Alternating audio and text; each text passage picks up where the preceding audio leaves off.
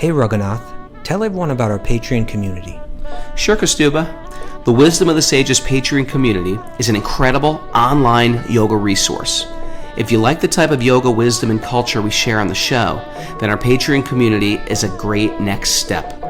This is a listener-supported podcast, and any level of sponsorship will unlock a wide range of live and archived classes, talks, and even workshops.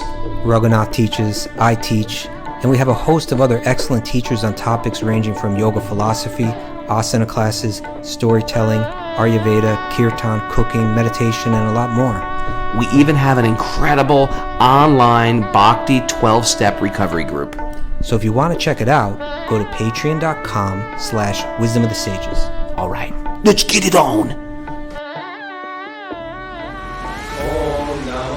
Bhagavate Vasudevaya. Om Namo Bhagavate Vasudevaya.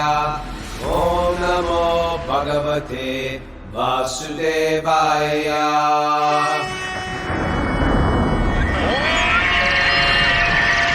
Come on! Live from the Yogi House here at Super Soul Farm, this is Wisdom of the Sages, a daily yoga podcast with your host, Raghunath, and co-host and senior educator of the Bhakti Center in New York, Kostuba Das. Welcome to the show, everybody. Welcome to the Wisdom of the Sages retreat. We have a huge group of live people here with us today who are going to come up and ask questions in person, live. We're looking forward to it. And it's sort of like Meet the Zoomers Day, too. You get to meet some of the people who've been listening to us. We have a lot of Zoomers here. Raise your hands if you're on Zoom regularly here. Good. Raise your hands if you're an other. Okay, we're going to have a softball game. Others versus Zoomers today. Tug of war into a mud pit. That's what we do.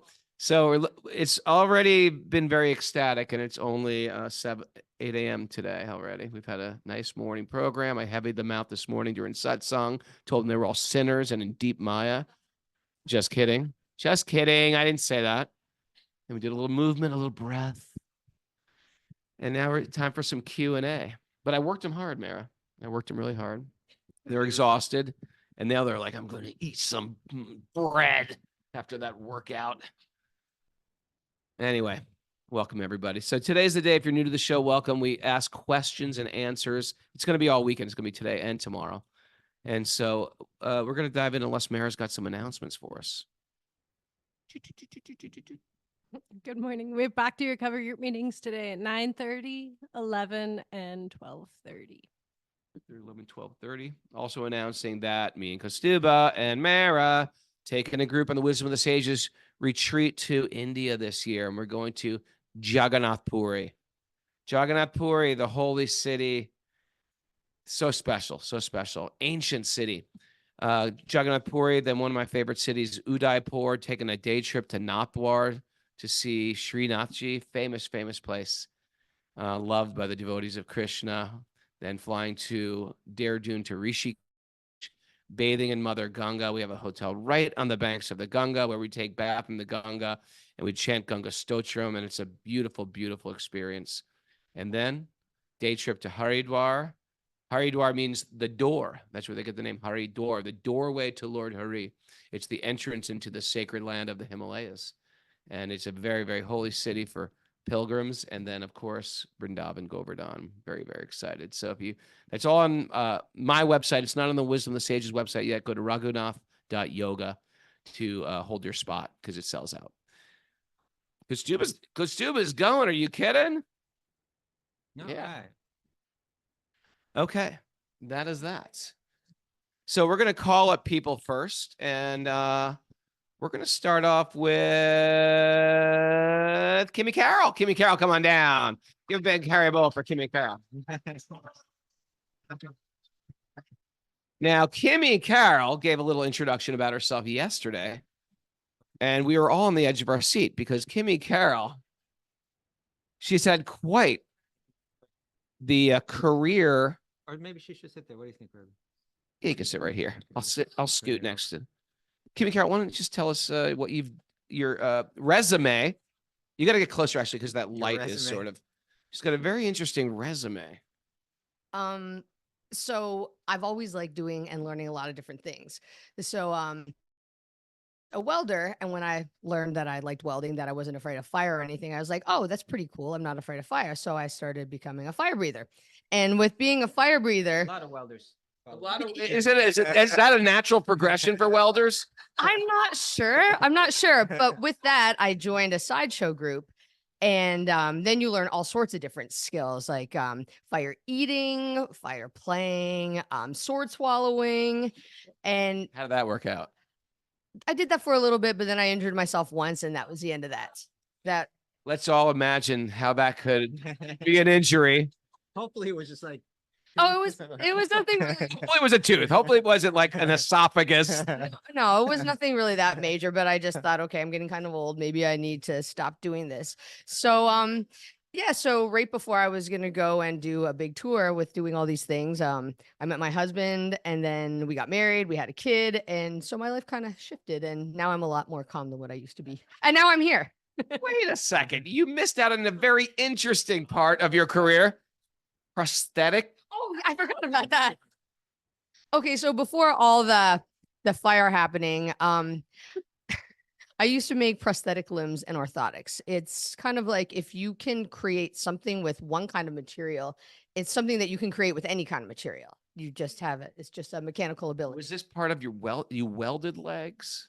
No. I was like a steel worker in a factory in a metal fabrication Okay. place. Yeah. And then so I got laid off from that job, and then I just applied for the prosthetic and orthotics job just on a whim. And my boss, he took a chance on me. I went in, met him, and he's like, okay, so can you make this? So it was like a pair of orthotics. So I cut all the material. I'm sorry. What's an orthotics? Oh, orthotics. It's for your feet, for your shoes. Okay. If you have like a foot problem. Yeah. Okay. But they're special custom to your feet. You make a cast to your foot. You gotta make a cast of broken. I got some wacky feet here. Same. Most people do. So he just saw that I could make things, and he's like, okay. And then I worked there for about a year, and then I got laid off from there. Then I came back to New York City, and that's when the whole sideshow stuff began. Okay, what a great resume. There's one more thing on that resume that you didn't cover. The chocolatier. That's right. Oh, Chocolate prosthetics, perhaps, that we later set on fire. we could do that. We could do that. It's just you make the mold. It's just all a mold, and create an over top of the mold, and then we melt it, and then it's like you dip things in it. Things in it. Incredible. Yeah. And her husband, which I found out later, was an old friend of mine. He was he played drums in Shelter or in Youth of Today when he was 16 years old. You go way back. He was a Connection. 16-year-old drummer when I first moved to New York City, and unbelievable. And then I lived with him when he was 19, and amazing story. Small world. Small world. And how did you get inspired to get into Bhakti? It was just something like always searching for something, but not quite sure what. I didn't grow up in a religious household because my dad's family was Irish Catholic and my mom's family was Irish Protestant. So there was the constant, we just didn't really talk about it that It was much. like Belfast fighting in and the Dublin and Belfast in the house. Yes. So it wasn't really, it wasn't really something that was brought up. So I didn't really believe in, I believed in something, but I wasn't really sure what. And then it was just sometimes, being around, and then you would see like the Hare Krishnas dancing and singing. And I remember thinking, wow, they have so much joy. I want what that is.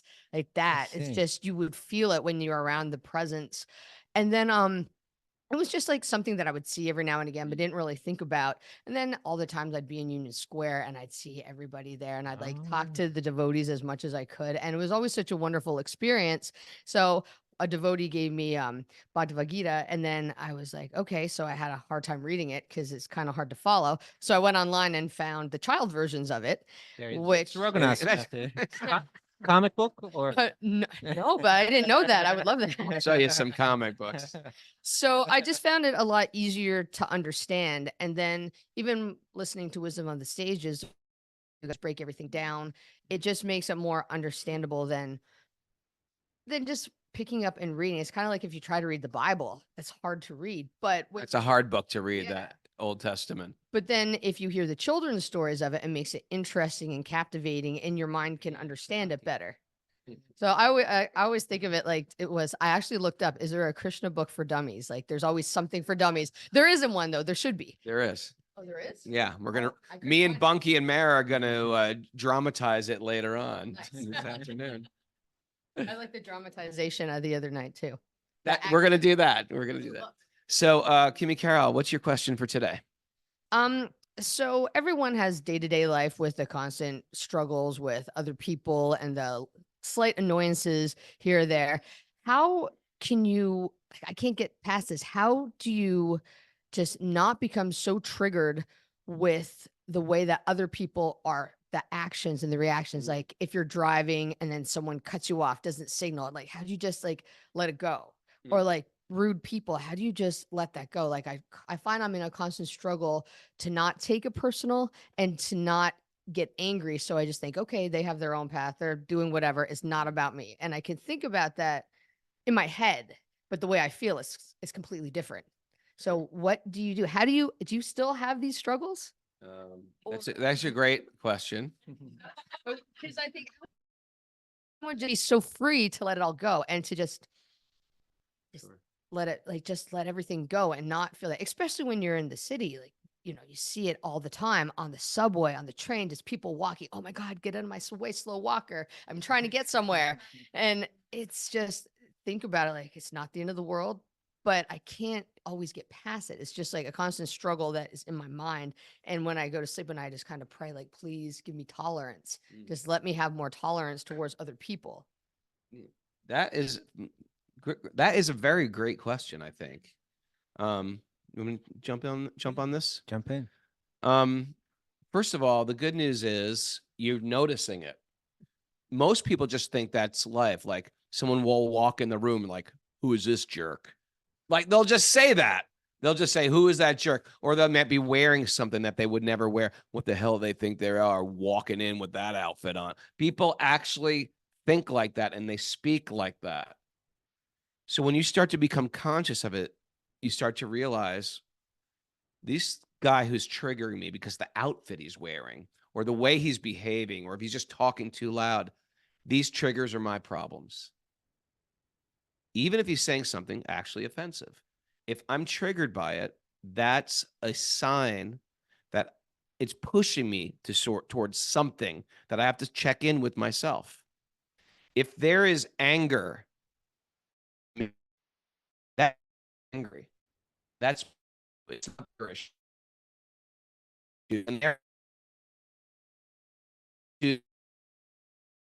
and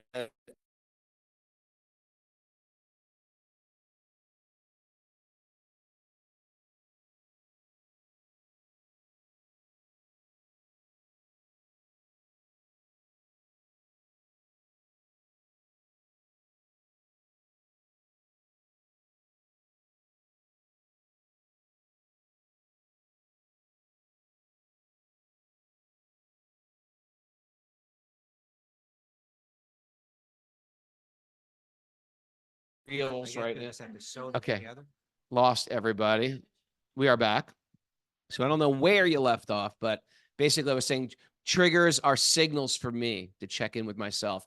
If I'm angry, that anger is within me.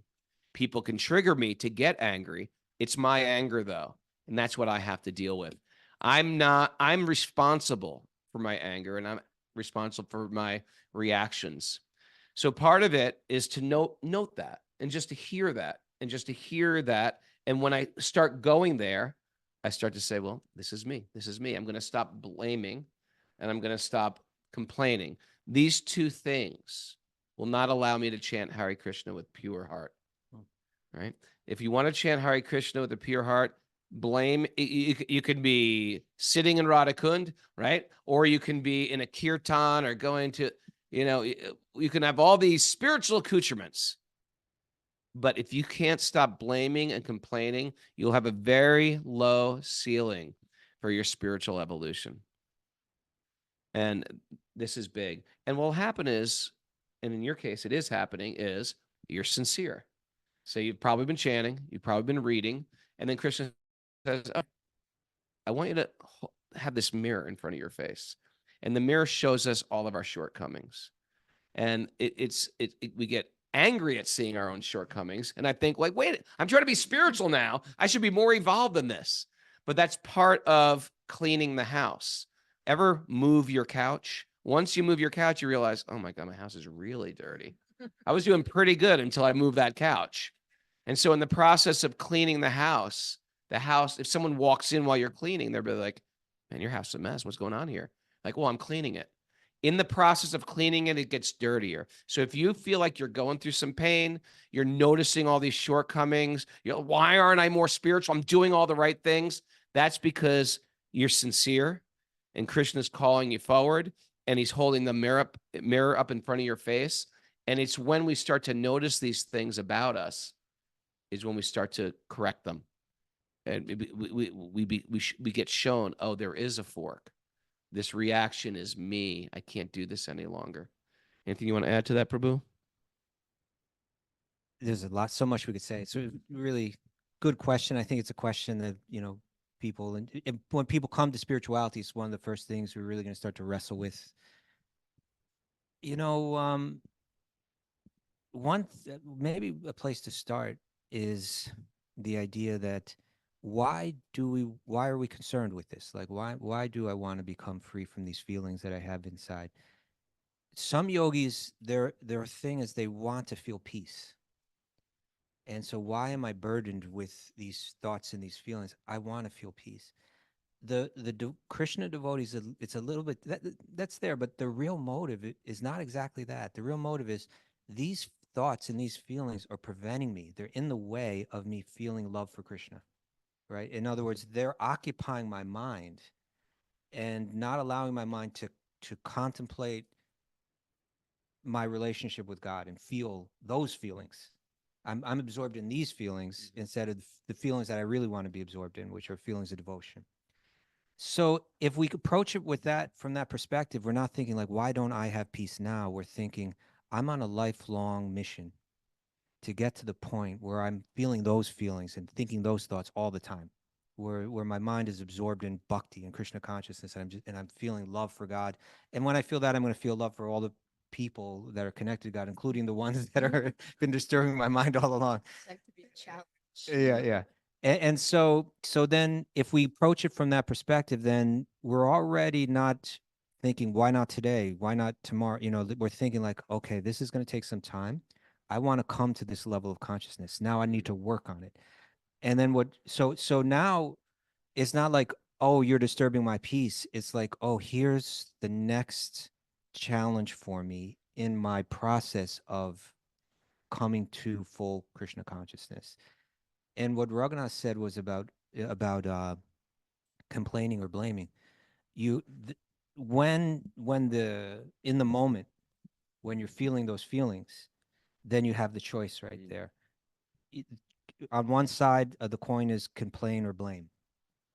But now we're training our mind because we've heard. And so now we say not complain or blame, but reflect. Right? We reflect on what we've heard, because looking at this from like the pure kind of Gyannic perspective, the pure like philosophical perspective, really what you're saying is when I'm disturbed by these people, I suffer. It's a state of suffering. And of course, none of us like to suffer. So how do we relieve our suffering? And the Gyannic point of view, the philosophical point of view, is that ignorance is the cause of our suffering. It's only that we have false programming in the mind that we suffer. If we felt our true nature and understood our true nature and understood our true situation, we wouldn't be suffering.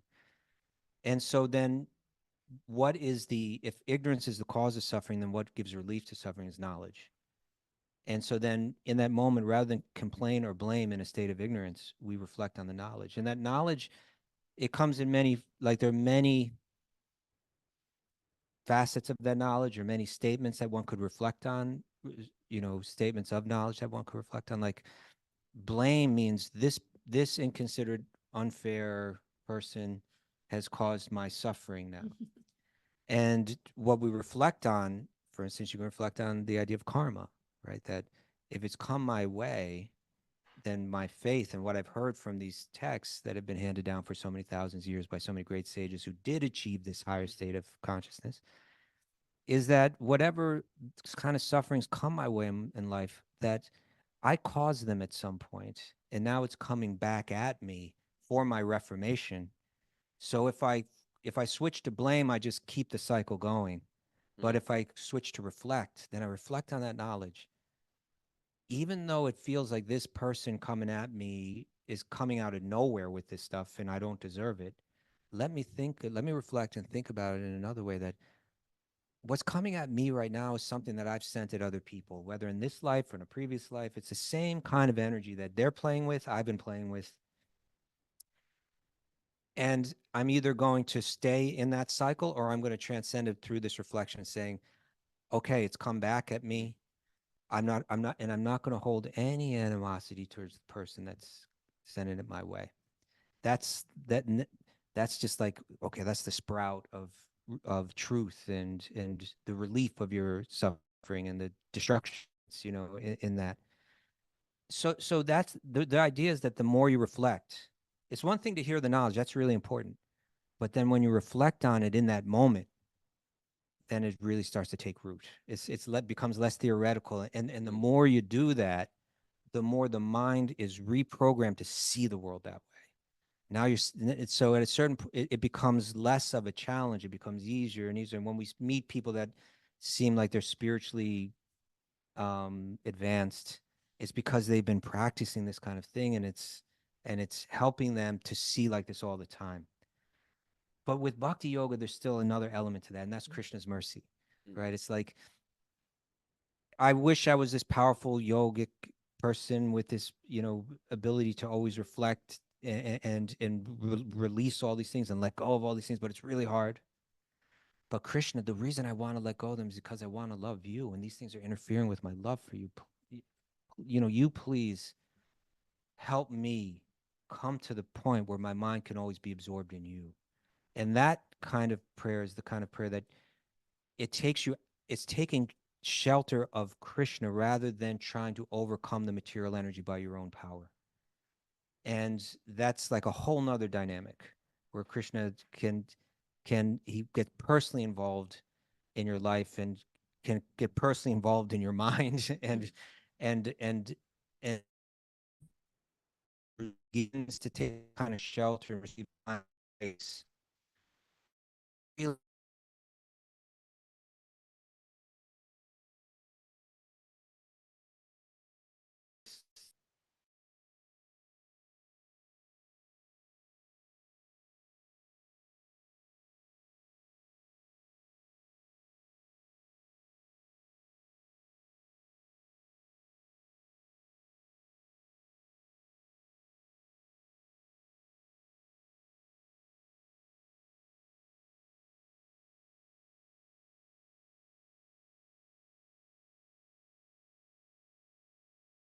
Right back in there, right? Yeah, Okay, brings we're right back in. again. But I was saying, even if someone's coming at that yogi, even with intentional hostility, there's no animosity towards the person, because they're seeing not only the Gyannic point of view, like, okay, they're operating through a programmed mind with the modes of material nature, so their pure consciousness operating through that is coming out in this warped way at me. But they're thinking still, actually, that person is dear to Krishna. Underneath it all, underneath all the warped mind, that person is dear to Krishna. So if they're not dear to me, I'm out of alignment with Krishna, who's the being that I'm trying to be, through love, being in alignment with. And so so it's both for the Bhakti yogis. It's both. We're practicing. We're reflecting on the knowledge that we've heard in the moment, but we're also praying to Krishna. Krishna, I want to be yours entirely. I want my mind to be yours. I want my body to be, and all this other stuff is getting in my mind. It's in the way. Please help me become free of this. And then Krishna can dynamically get involved. And it may take a lifetime, to really get there. But that's Maybe two. But that's our mission, and it's a great mission. It keeps you engaged. It keeps you, it keeps you active. But this works, and it might take very quick too. It might go Yeah. really quick. This stuff Maybe really, for you, it'll be this real really quick. works. Yeah, and sometimes once you're aware of it, people say, you know what? that part of me is over now. I'm not going to be Yeah. that anymore. Right. And that happens. We have full faith in you, Kimmy Carol. You All know, right. some of the devotees they've done this thing where like they put those rubber wristbands that people wear, some bracelets. So they put one on one wrist, and then they say like, anytime I'm going to complain or blame, then I take Put it out- off and I put it on the other wrist. Yeah. But but the idea is I'm going to try to get through today without moving it once, Yeah. right? And then It's a and little way to monitor some accountability. yeah, it keeps you just okay, and then like that, it's just a little way of trying to train the mind.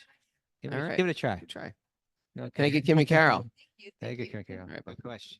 Howdy, Bo. Hey, oh. Lindsay Scott, come on down. Lindsay Scott. Lindsay Scott. What She was was Lindsay Scott? She had a responsibility with Wisdom of the Sages at one point. What? You were Describe. That's right. Lindsay Scott was one of the original listeners. Yeah. She came to India, met her in Texas in 2019, and she just came on pilgrimage. And then describe pilgrimage for you? Because you didn't really know that much about anything. I did not know anything.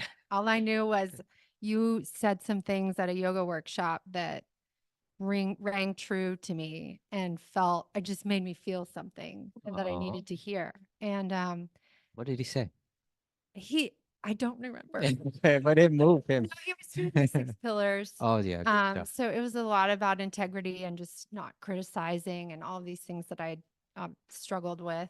Took spirituality to a deeper level. for you. Yes. And I felt like I'd been going to yoga, asana, I'd been doing the yoga teacher training, but I felt like it brought something that it was like, oh, this is what this is Oh. about. Like, Raghunath's this good at is that, where we're right? going here. Like, because it all was working for me, but it was just, I needed the end game. Okay. And I Oh. felt like you really brought that.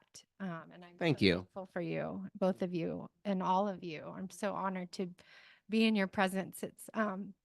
It means a lot. Well, thanks. And it was 2019 when we got back, and me and Mara started doing the Super Soul Sacred Sangha, and where we went through the Bhagavatam, and then Martine and a few of you guys were jumping in on that. It was Zoom before anyone, had stock in Zoom. No one knew what Zoom was, but we had a class of yoga students, some hardcore people from around.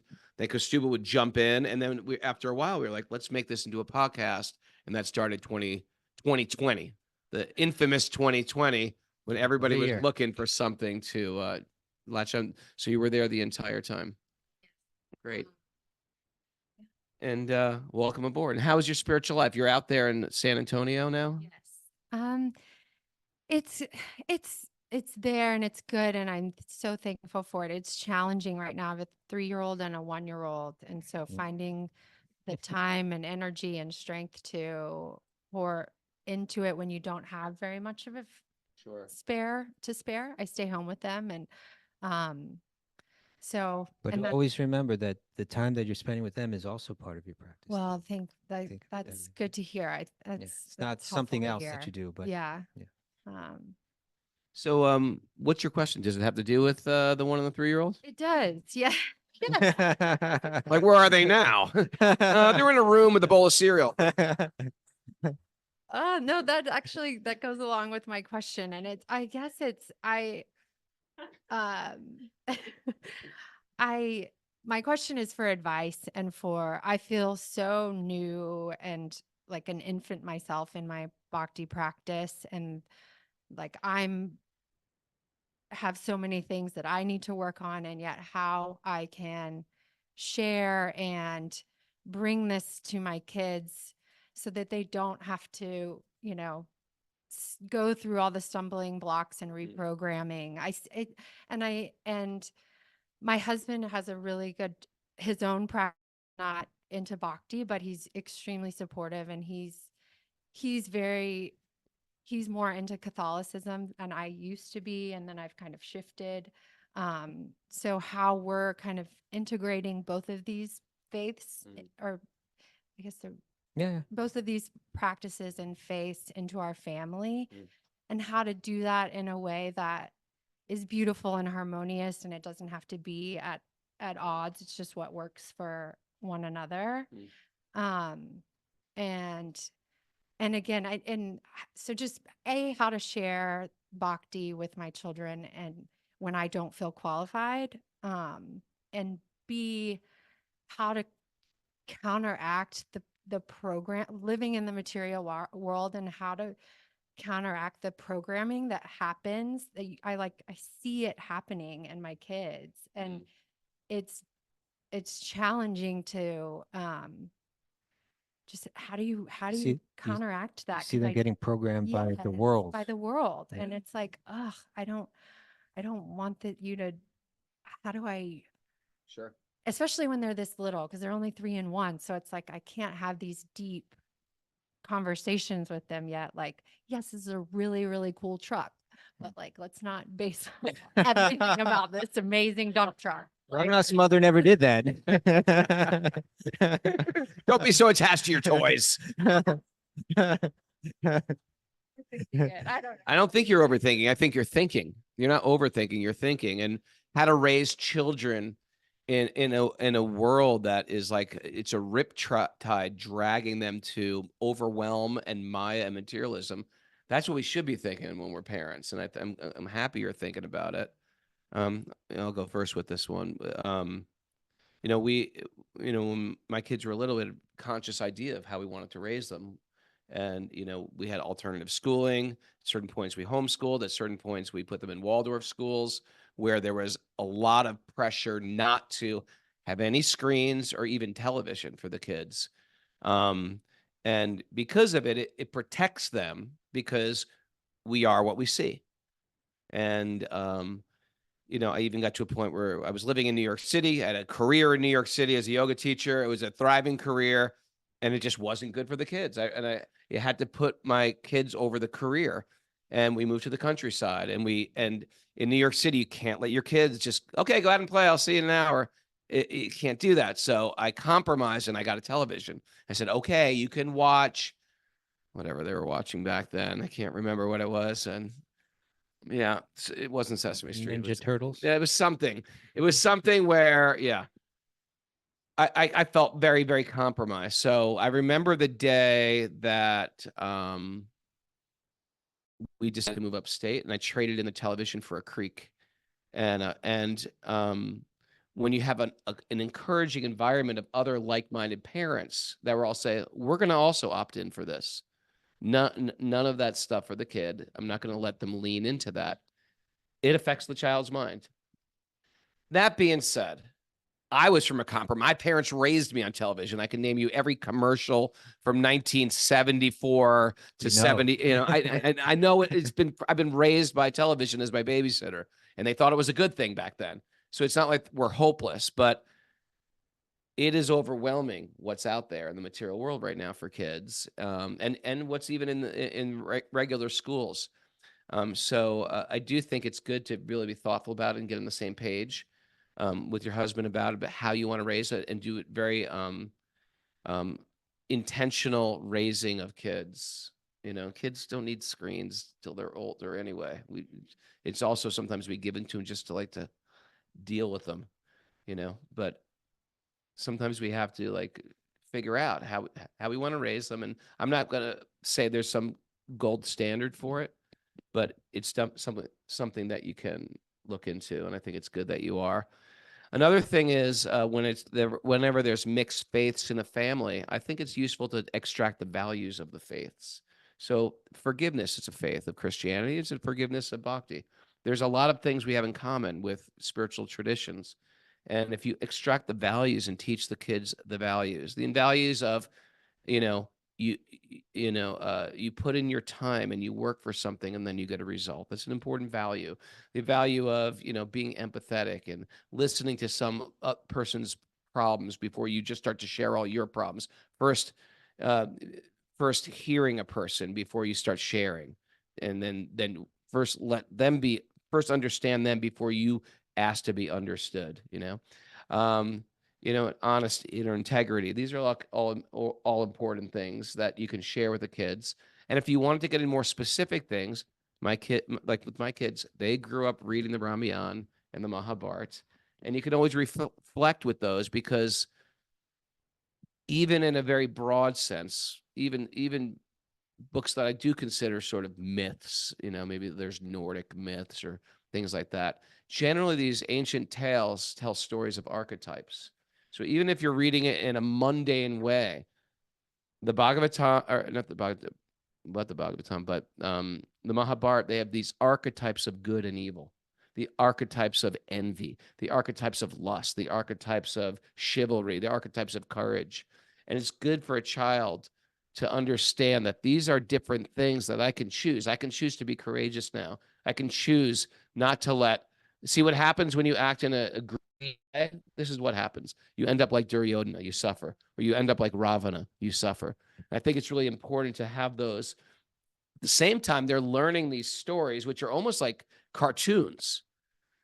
But these are the same cartoons that will start to blossom as the Ramayana starts to blossom when the child's 14 and then when they're 17 or when they're newly married.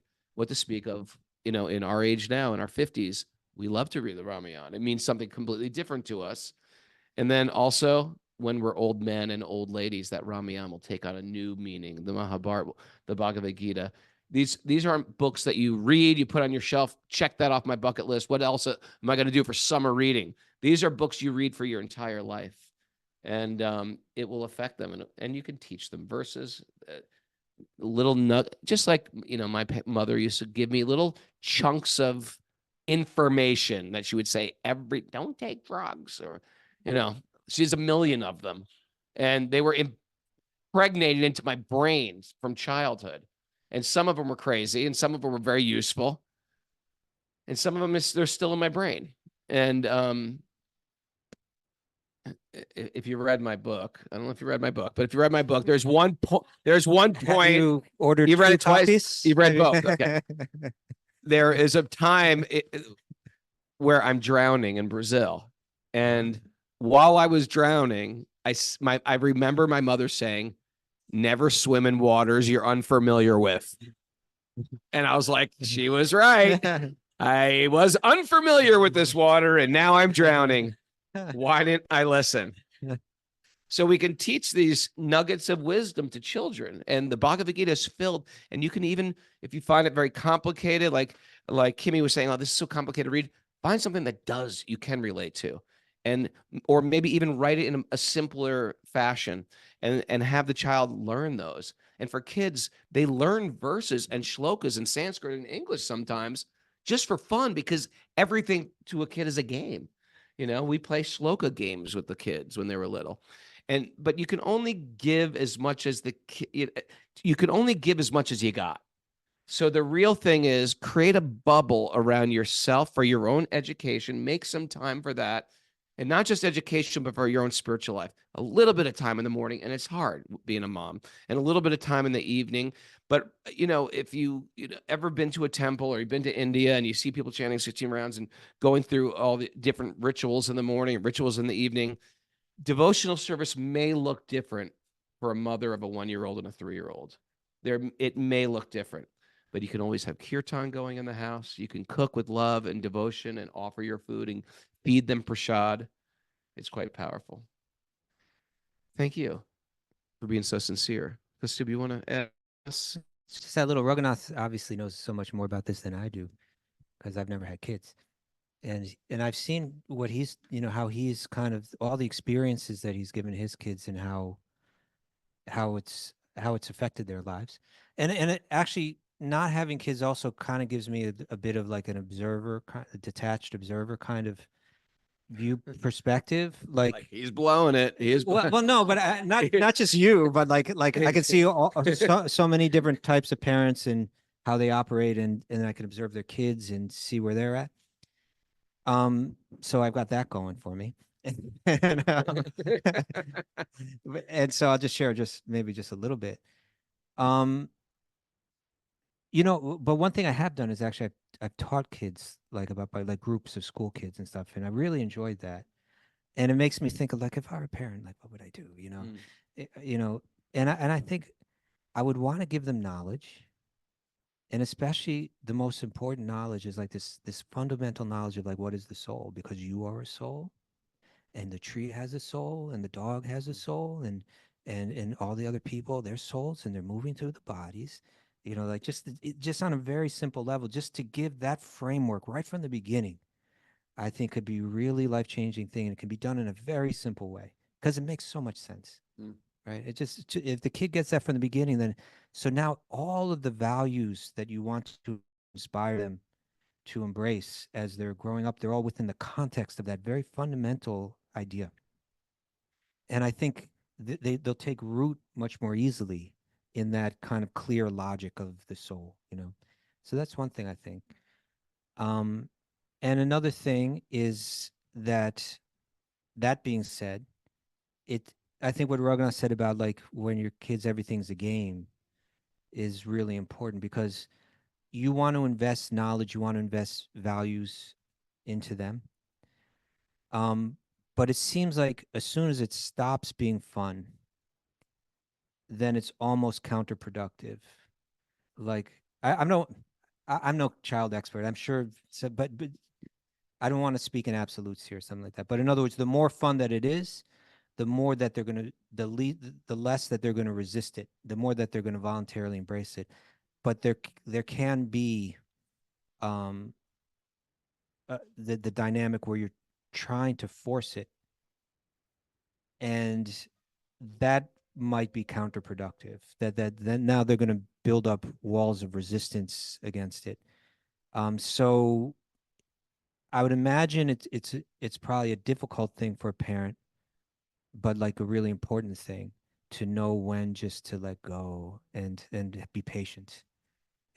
That's do not force it now, but the time will come, where I'll have another opportunity to share this, and maybe have to just it must be like a really heart-wrenching thing that there's this little being that you have such a strong she needs the microphone, but they have such a strong, right down to the core of your heart, you're so invested in their welfare, and then but they've got their own mind and ideas, and then you just got to watch them do these, you want to help, but sometimes you're trying to help and it's not helping, and it's got to be a real gut-wrenching kind of thing. Yes. I mean, Raga would know better than me, but You're starting to learn about starting it. to learn to let them stumble and Yeah. have them like let them work through things. It is because as a mother, you just want to make everything okay, and you want to make everything, and then you realize they're not learning. Yeah. If I keep doing that, they're Yeah. not going to learn. So, um, A- thank you. Another thing I saw in Raghunath's life is kind of a big dynamic move. Is like Yeah. you bring these kids to India Mhm. and you give them an experience that no other kids in their scope, have. Mhm. And you do it in a way that it's really fun and really interesting. And you're just kind of, to me, that seems like it's a big dynamic shift in the child's life where they got something that the other kids around them don't have. And not that it, not that it kind of divides them from them, but it does it seems to me like it's very significant. It's very, you showed them a whole nother world, Right. that can be a real game changer. And you kind of experienced that in your own life. So Absolutely. yeah. Thanks to you. Thank you. Thank you both. Thank So you, great to Lindsay see you. Scott. Super great. More? Yeah, that did change my kids a lot. Just Going to going to India. India on a Yeah. regular basis, and it just sets up a new normal. Worshiping the because I'm living Yeah. up here. We're in the countryside, and it's not like there's a normal temple we go to and stuff like that. So India became sort of the new normal, and it sort of changes them, and it sinks in with them at different phases of their life. Who just become normal. Bathing in the Ganga becomes normal. Going to holy places, meeting sadhus became normal. You know, Tarun went there the first 6 years of his life. Every year he went, and the other kids have been there like 9 times each too. I'll never remember one. We had a great day once together in Vrindavan. He had many great days. We had many, but Many just great this one days. in particular where we very early with a beautiful group of people. We left for Mangalarti at the Radharaman temple. Hmm. And we just kept going the whole day until late at night. We're back down in the temples. It was, probably now like 9:30 or something like that, and we're in Bhakti Bihari, Oh, in Bungie Mandir, Bihar, yeah. which is like, I don't know, think of, a subway that's packed. Think of Think of a Tokyo CBGBs. subway or a mosh pit on the Warp Tour. Yeah. And if you know what a Bombay train is like, then like throw that in there too. Incredibly crowded, incredibly wild, temple. And they're opening the curtains and closing the curtains and throwing colors around and just Do singing not bring songs your and- Catholic husband and be like, is there a no, this is worship. This is business as usual here. And Sachi was probably She's like, 13, yeah, something like 12 that, or 12. something. And she was right in the middle of it all. And somehow I was given the responsibility to just like keep an eye on her because like I'm looking out this doing something else. We're all meeting outside. All right, we're Sachi. Yeah. And I was like, okay, Sachi, it's kind of time to go now. And she's in it's all men. She's jammed And in the she's middle. like this little girl in the middle, like just getting, rocked around. And I'm like, okay, are you okay? And I'm kind of like at a bit of a distance. I'm like, are you all right? And yeah. Are you ready to go now? It's kind of time. She said, I want to stay until like they throw all the color. And I said, oh, this is definitely the daughter of Ray of today. But what was keeping her there was just her pure devotional enthusiasm. It wasn't someone saying, hey, you should do this. She had it in her at that point, and she was excited, and it just all. Bhakti is very kid friendly. You can bring them to some festivals and some temples in Dallas or Houston, and it's very attractive. Singing, dancing, eating food. This kids love to do this. If you could take them if you can find a temple like Dallas or Houston that celebrates the holidays well, and you take them for those special, very different experiences, that could be. Dallas Temple is very beautiful. Oh yeah, it's beautiful paintings, great restaurant. All right. Bright Light of Vermont, come on down. Kishore Bright Gopi. Light of Vermont. It's good to have the bright light here. Harry Bell, how are you? Oh, I'm great. I'm so happy to be here. She's the same as she always is. Look at the light I'm emanating not from her. always great. She's- I have other She's emotions. bathed in divine light. Yeah. The aura around you. No, I was driving down this morning because I'm here for the day, and I was thinking about 4 years ago when you had that 1-day retreat here during COVID. Day retreat. It was like right after COVID, or maybe it was Yeah, it during wasn't a COVID. Right 1 day, but before Radha Prithi's I wedding, remember. right before Oh, Radha maybe it Prithi's was a 1 day thing. Yeah, the yeah, day yeah. after Radha Prithi's wedding. Yeah. Yeah. And it was my first time coming here, and I'm like, oh my God, here we go. Right. And now I arrived here, and it was like a spiritual family reunion, Yeah, and yeah. homecoming, and just like so happy to see all of these amazing spirit souls and friends, and the two of you. It's like I just, as Srinivas says, hit the deck as soon. Brought me back to India, and I'm so happy to be here, and just so grateful to both of you for how you've changed and transformed my life. And We're grateful to you. Yeah. Thank And that's a sign of people's spiritual evolution is they start to appreciate. They appreciate what they have, and they have things have been given to us by other people. So I can tell you're doing very good because the first things out of your mouth are appreciations. I have great teachers. Mhm. And it's really cool to see that Justine is a brand new to Bhakti Justine. from Vermont. And she told me she might come. I'm like, oh my God, are you ready? Like, Well, we're about to find out. it's so exciting. So thank you for your incredible service. Thank Yeah. you. By the way, sometimes brand new doesn't work out. Lindsay Scott was a good story. Justine, I've got faith in Justine, but sometimes people are like, I'm leaving tonight. So if you need, I'm just kidding. They want Um, to the way out. Escape hatch, The best. Yeah. So should I ask my please. sure. question? My question actually relates to some of the questions that were asked about. The first one about tolerance, how to be tolerant when someone is triggering you, and also, what was I forget. There was something else. Say things are like culty or Yeah. weird. How do you deal with family members if they think they're suspicious, etc.? Yeah.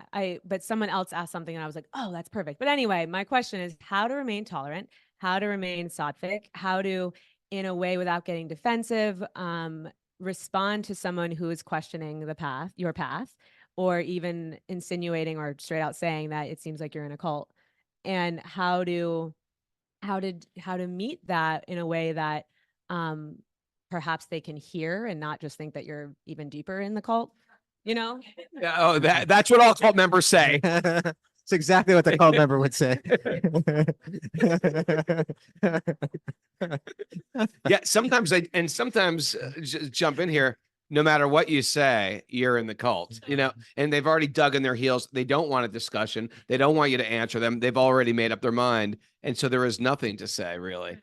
Oh, and I remember, and it was someone was saying about, and it's coming from love. It's like they love you and they're missing this old way in which you were. Yeah, we used to party together and stay up late and drink beer together. Why don't you do that? You're no fun anymore. Yeah, I was a ski racer. Like that was like this part of the scene. Sure.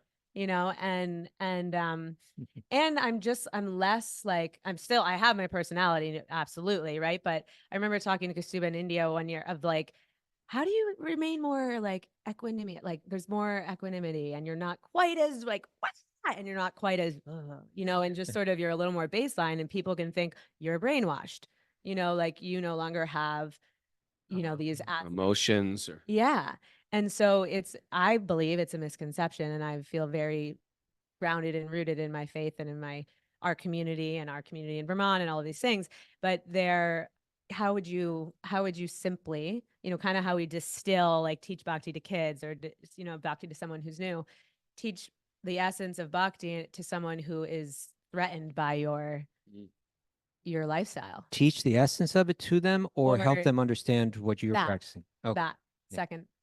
All right. Whoosh. The first, you the second. This is great. This is a great one. And I know from the get-go, there was people that weren't, especially people that I'm close to, they were just not gonna get it. They're just not gonna get it. They like me a certain way. They don't like any change. I mean, you see people like this all the time, like on Facebook. They're like, the pictures they're posting on Facebook are from high school.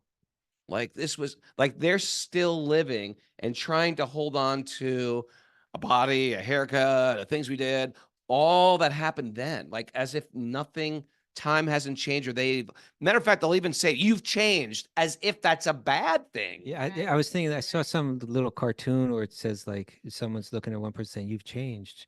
It may have even been like a butterfly or something like that, right? Oh. Caterpillars just said you've changed. And it's like, aren't we supposed to change? Isn't that a good, right? Isn't that a good, as long as we're evolving in that change. Now, if there is some concern and if they don't want to have conversation, I think you have imbibed the reasons why we are changing.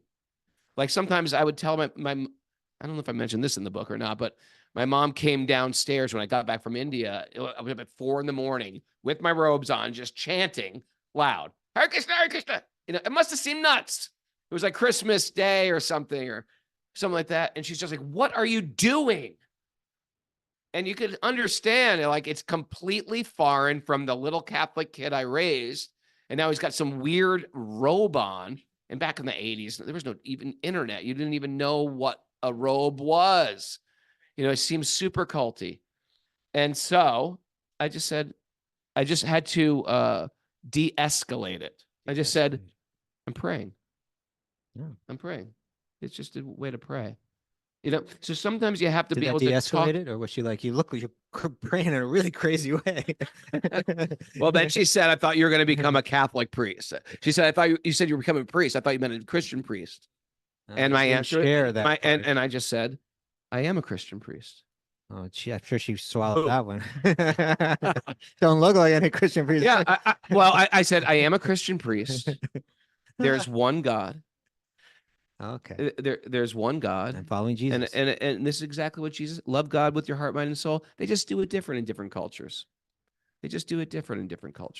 I was in the culture of India. Did it touch her? Did it move her at all? At that You know point, what? It's one of these things. It's your mom. Yeah. And certain moms, especially my family, they're like these matriarch ladies. They're like way older than you. They have all these other kids before you. Yeah. And, for the little kid of the family to sort of change the mom, it's not so easy sometimes. Sometimes people have moms and their moms are like, yeah, let me be a Hare Krishna too. My mom's like that. So it really depends on who you're dealing with. I mean, I had a whole hardcore punk community. They're like, he's lost his mind. He's lost his, and you have to actually explain it They- in such a way that they can understand. They put Raghunath on the cover of the biggest hardcore magazine of the time, making him seem like a total cult member, right? Like, so, well, they Is did he this so interview crazy? with me, and the guy who ran the magazine was like, we were very good friends.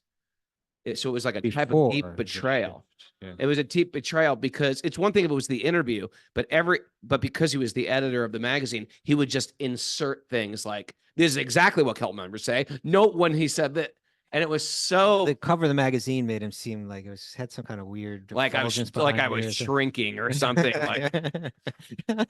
And so it's especially like Okay. hurtful when here's the interesting thing. What are we asking? What's the ask in Bhakti? Stop being fake. Start being genuine. Let go of your ego. Stop performing bad habits that the whole world is doing and is recommended. Let's all get drunk. Let's party. Let's, it's all, it's about sex, drugs, and rock and roll. Get rid of that. Start being a little bit more grounded. Treat people with dignity. See spirit in every living being. Respect all religious paths. I mean, and it's a big ask. It's like, I'm going to go away from the herd and become that special person. Now in India, if you have a kid that does that, it's like, wow, they're going to go become a monk or something. I was a monk, but you were not even a monk, but I was going to become a monk. And it's sort of like, it's hard. He's going to leave the family, but he's doing it for greatness. Noble thing. It's a noble thing. In America, it's like, you're the worst. You're doing the worst possible thing. Loser. You're such a loser. And I have a new name, Kishori Gopi, and I'm Oh, yeah. marrying a monk. Oh, someone who was a monk. All right. Yeah, you've really struck a Loser. chord. She could have been something. She could have been a professional skier or competitive in any case. So you have to find out who your audience is, and you have to deal with them. Some people, and you got to find if there are people who will have conversations. You have a very genuine heart-to-heart conversation. But some people like you and can only know you in that low vibe.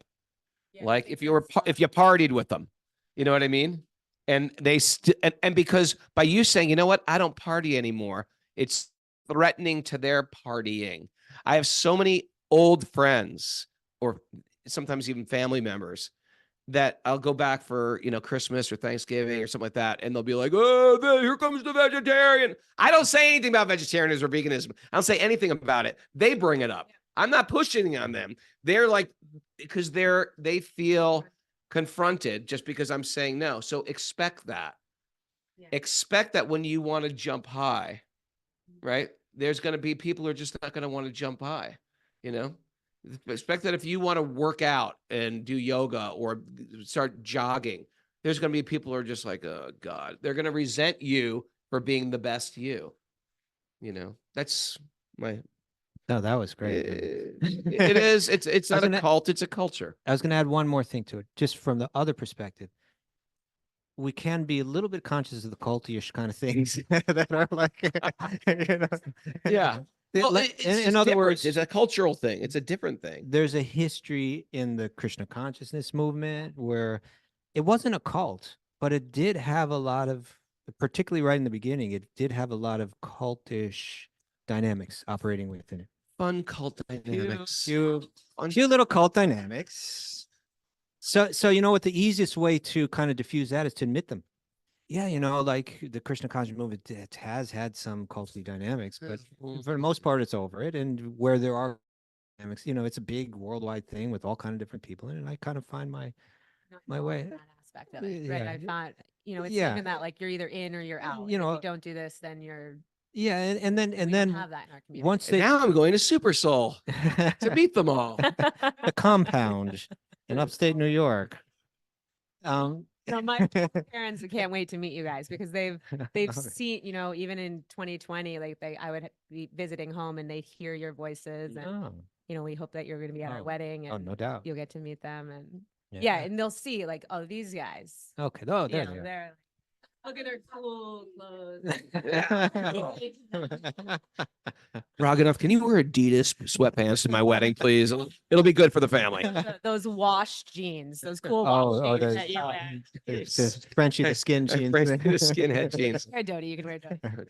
But if it's for me, but also for like students and other people who are in families or married that their partners are like, what are you getting into here? You know, Yeah. that's also been You know, there are different kind of like there are certain people on a certain level where it's like, you know, those aren't cult dynamics. Those are the dynamics of any serious spiritual practitioner. And Professor Larry Shin here can like tell you about that. You know, like most people aren't so much on that level. Most people are more like on this emotional level.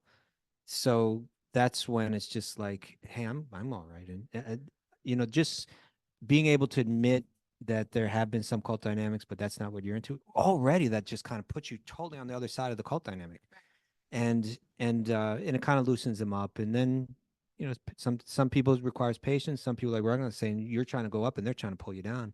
Some of those people are just gonna fall by the wayside. And defensiveness is likely, unless it's done very cool-headedly and very kind of like in a detached way, defensiveness kind of like reinforces their idea, you know. So you got to just walk it a little carefully. Thank you so much. And thank you for being such beacons of light. and You're the gurus we're just to so reflecting many of your us. light. No. Yeah. Thank you. And that's our show for today. Tomorrow, more Q&A. Thank you, everybody, joining us live. It's the Wisdom of the Sages weekend. And here at Super Soul Farm, it's so fun to have everybody here. I'm looking forward to it. I'm slightly intimidated and overwhelmed. When I woke up this morning, I was like, there's 50 people at our home. There we go. That's it. And thanks, everybody, for joining us on Zoom. Show the crowd. And I was sitting right next to Kostuba, so I couldn't even read the message board today. Oh, yeah. Can we turn this Wait, around? Save the message. Oh, there's Lazy Susan over here. Got a good angle? Everybody say hello. We got Ashley. We got Krishna Mai. Mother Nature. Woody. Brother Nature. Raja. Johnny Pretty. The bright light. Where's Johnny Pretty? Pretty's back there. Oh. Ari. Stephanie. The Bermans from Brooklyn. Starry's here. Cheryl Merbine is here. Ave Maria is here. Lindsay Scott. Jen Hunt, Martine from Maine, Nityananda Chandra, the Pittsburgh Posse is here. Kimmy Carol. It's another day tomorrow of Q&A. And meet the Zoomers. Oh, I want to see that message board.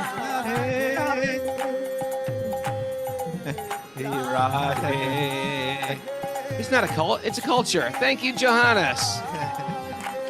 Beautiful questions, everybody, from Timothy Tucker. And